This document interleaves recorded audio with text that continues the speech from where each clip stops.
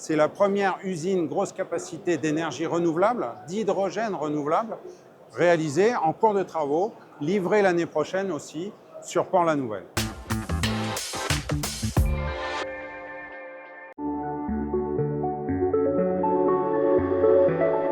Donc Caire, je ne vais pas rappeler l'histoire de Caire, puisque Caire avec son actionnaire majoritaire et principal et du groupe, est un des pionniers des énergies renouvelables en France.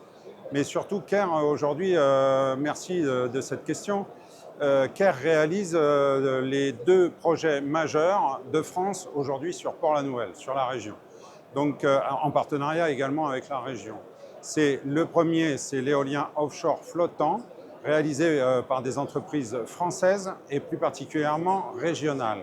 Et on a pour objectif de mettre à l'eau les éoliennes en fin d'année 2025. C'est des projets majeurs, c'est des projets d'éolien flottant qui représentent 6 000 tonnes d'acier réalisées, soudées sur le port de Port-la-Nouvelle, et des éoliennes qui font plus de 150 mètres de haut avec une puissance unique en France actuellement de 10 MW chacune, qui fait un projet de 30 MW. Ça, c'est pour le premier projet majeur de France réalisé à Port-la-Nouvelle par Caire. Le second, c'est l'usine d'hydrogène renouvelable, aujourd'hui 45 MW.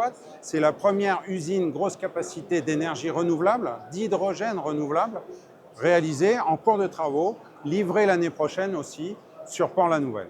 Donc nous distribuerons également la molécule, l'hydrogène pour la mobilité en partie, mais également pour des industriels.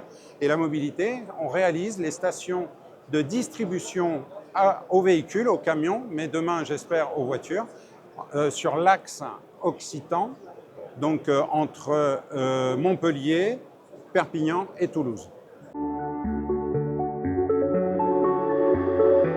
La collaboration avec Montpellier Méditerranée Métropole, je dirais que Monsieur le Président nous a sollicité pour nous rencontrer et a découvert que tous les acteurs d'énergie renouvelable étaient basés sur Montpellier. Donc nous en faisons partie, nous sommes des développeurs et des constructeurs historiques sur Montpellier, mais il y en a beaucoup d'autres.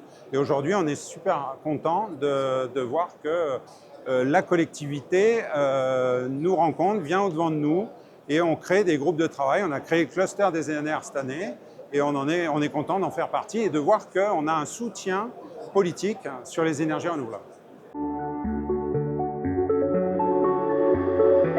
C'est un vrai sujet. Moi-même, je suis donc président de l'UMM, donc j'ai été désigné par le conseil d'administration de l'UMM parce que je suis le représentant des énergies renouvelables au sein de cette fédération. Nous avons pour objectif d'adapter et de faire en sorte que les futurs marchés d'éolien offshore qui vont être attribués là prochainement nous permettent de réindustrialiser la région. Et donc, on sera énormément à l'écoute des lauréats pour adapter les formations en fonction de la demande des futurs marchés, en particulier l'éolien offshore flottant qui va être attribué prochainement. Mais également sur les futurs marchés de développement, parce qu'on est les premiers à développer l'hydrogène sur la région, mais on espère qu'il y en ait d'autres qui le fassent. Et l'UMM, on adaptera la formation en fonction de la demande.